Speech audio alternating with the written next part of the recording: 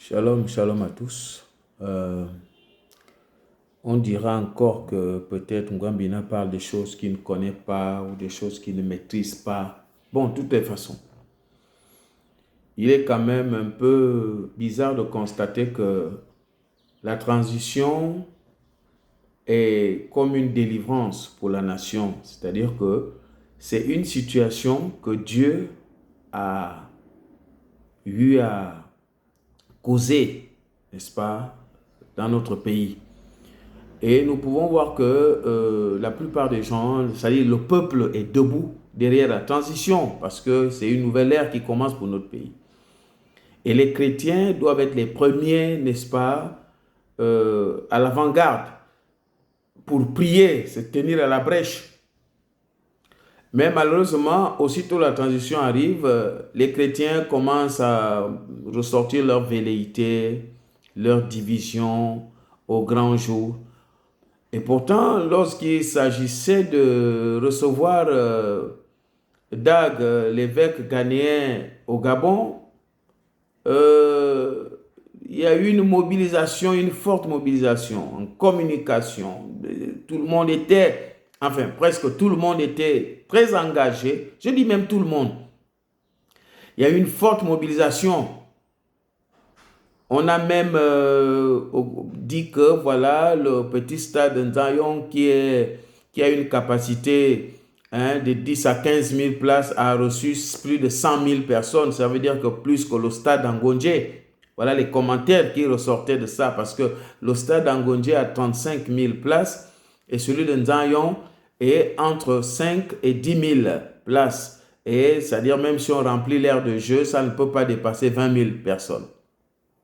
Mais on a quand même dit que ça atteint plus de 100 000. Bon, considérons qu'il y avait plus de 100 000. Alors, lorsque la transition arrive comme ça dans notre pays, nous devons donc comprendre que c'est le temps pour nous de nous mobiliser dans la prière. Or, qu'est-ce qui se passe? Chacun forme son petit groupe à gauche pour faire, voilà, on va prier pour la nation, on va faire ceci, chacun fait son petit groupe, chacun cherche ses petites entrées à gauche et à droite. Alors que si nous sommes un corps de Christ, ça veut dire le corps, nous devons effectivement exprimer cette solidarité du corps. Voyez-vous le corps, si le doigt a mal, le doigt à l'opanari, c'est tout le corps qui rentre chez le médecin pour se faire consulter.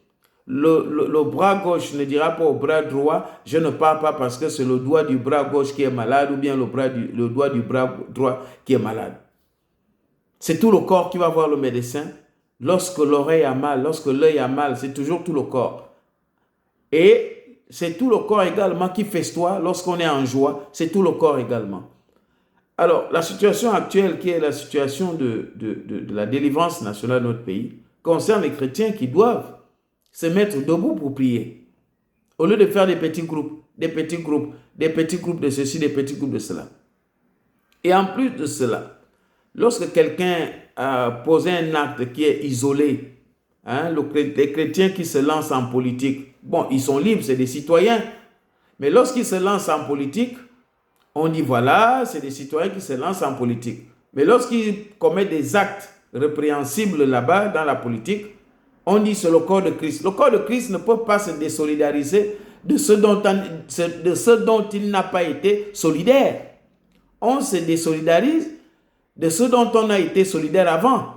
Comme par exemple les gens du groupe Alternance 2023, au départ ils ont soutenu un candidat, aujourd'hui ils disent qu'il y a certains qui quittent le groupe pour dire bon moi je quitte le groupe parce qu'avant il y était. Mais tu ne peux pas quitter un groupe dont tu n'as pas fait partie avant. Donc je ne pense pas qu'on puisse dire que le corps de Christ est entaché parce qu'un pasteur a posé un acte isolé.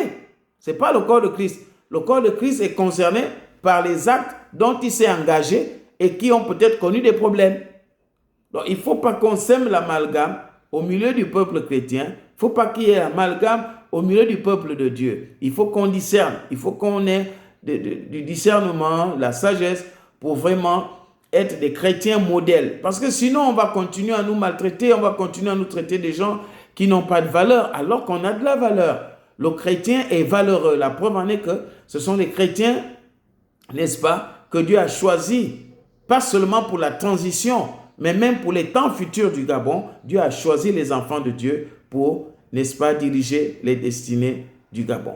Donc, soyons vigilants, soyons sages, ayons de la retenue et soyons organisés pour que nous soyons des exemples qui peuvent faire que le monde se convertisse à Christ. C'est ça le corps de Christ. Amener les âmes à Christ. Shalom.